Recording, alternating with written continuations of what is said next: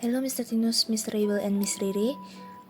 Now our group is gonna present about what is APRA or Angkatan Perang Ratu Adil. Okay, so what is APRA? APRA or Angkatan Perang Ratu Adil was a rebellion by the Dutch against the Indonesian government due to the results of the Round Table Conference, which stated that the Republic of the United States of Indonesia would be dissolved. So APRA or Angkatan Perang Ratu Adil was created by Raymond Westerling, a former captain in the Royal Netherlands East Indies Army, in Bandung on 23rd January 1950. Raymond Westerling was also the person who led the Westerling Rebellion in South Sulawesi.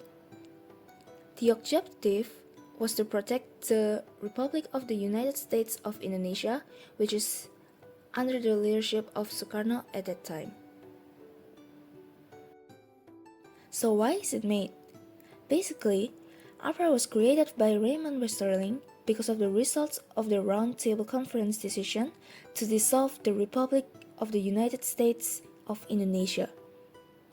Captain Westerling rejected the dissolution of the Republic of the United States of Indonesia, so APRA was created and specifically designed to support the Netherlands during the Indonesian National Revolution. Next, we're gonna talk about the timeline of the APRA rebellion. That it all starts on 15 January 1949, where the APRA was made by Raymond Westerling, a former of KNIL officer, founded the Angkatan Perang Ratu Adil or APRA. APRA consisted mostly of former KNIL members who did not want to join the TNI. Next, on January 1950, Westerling sent an ultimatum to the RISCON government, demanding recognition of the Pasundan state and APRA as the Pasundan army. The RISC government, led by Muhammad Hatta, issued an arrest order against Westerling. Next, on 23rd January 1950, APRA launched a surprise attack on Bandung, especially targeting the headquarters of the Siliwangi Division. Fierce fighting ensued with many casualties on both sides. APRA managed to take control of most of Bandung for a while.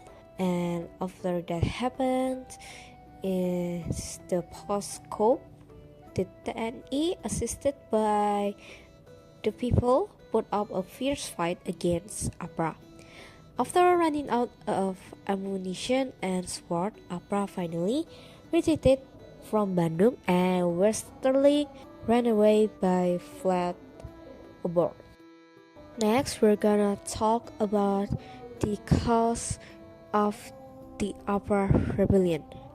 First is the background to the APRA rebellion. The APRA rebellion began after the Round Table Conference in August 1949, which resulted in the decision to withdraw KL troops from Indonesia and disband the KNIL. The KNIL felt aggrieved at being forced to join the TNI, causing discontent among them. Second, dissatisfaction of KNIL troops. KNIL troops feared they would be punished if they joined the TNI. They also felt excluded because they entered the TNI at a later stage, creating a sense of unfairness. Third, rejection of the unitary state. APRA rejected the concept of a unitary state promoted by the government of the Republic of Indonesia. They supported the formation of a Pasundan state in the form of a federal state under the Republic of Indonesian Union or RIS. Number 4. Westerling's personal ambition. Westerling had ambitions to become a military ruler in Indonesia. The APRA rebellion was one of Westerling's attempts to use military force to achieve this ambition. Number 5. Dutch economic interests. The Dutch colonial group sought to maintain its economic interests in Indonesia. They feared they would lose control as the TNI took over the military. And last is disappointment with the central government. Some groups, including regional military organizations, were dissatisfied with the central government's policies, which they considered unfair and too centralized. This disappointment was exploited by Westerling to attract support for APRA. Okay, next we will explain the impact caused by the APRA rebellion. As a result of this rebellion, it caused a lot of sorrow and deep fear for the Indonesian people. Many victims fell and died tragically, especially those who were members of APRIS, or Angkatan Perang RIS.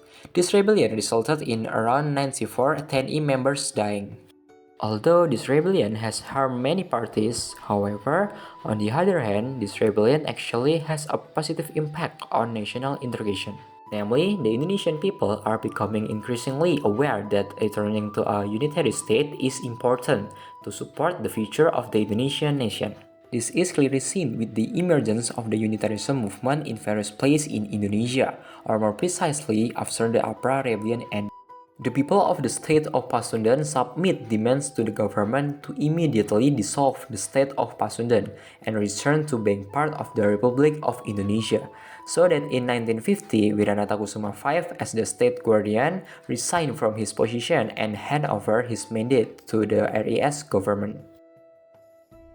And the last one, let us talk about the biblical perspective from the APRA rebellions. First of all, the Bible teaches us that government authority is part of God's plan and should be respected, except when it contradicts God's laws. Obedience to the government is important, but as Christians, we must prioritize obeying God if there's a conflict, just like Peter and the other apostles. In Acts chapter 5 verse 29, it says that Peter and the other apostles choose to obey God rather than man when commanded not to teach about Jesus. The Bible also makes it clear that rebellion is not commendable. Rebellion is discouraged and seen as sinful. Let us see from Proverbs chapter 17 verse 11 that says, "An evil man seeks only rebellion. Therefore, a cruel messenger will be sent against him." And also, Isaiah chapter 30 verse 1, it says, "Who to the rebellious children, says the Lord, who take counsel but not of me, and who devise plans but not of my spirit, that they might add sin to sin." From that on, we can see the rebellion is seen as sinful. All events, including rebellions like the APRA uprising, are part of God's larger plan, so often difficult to understand. Despite the negative aspects, such events can foster positive outcomes like national unity and lessons in communication. However, they can also cause political instability. In James chapter 3, verse 16, it highlights the dangers of selfishness, as seen in the Westerling rebellion, which caused harm. However, it also helps people to realize the importance of unity. Then in 1 Corinthians chapter 12, verse 12, it says that for just as the body is one and has many members, but all the members of that one body, being many, are one body, so also is Christ. This verse emphasizes that just as the body is one, so the Indonesian people must unite as one nation to defend their independence. And that's all from us about the APRA rebellions.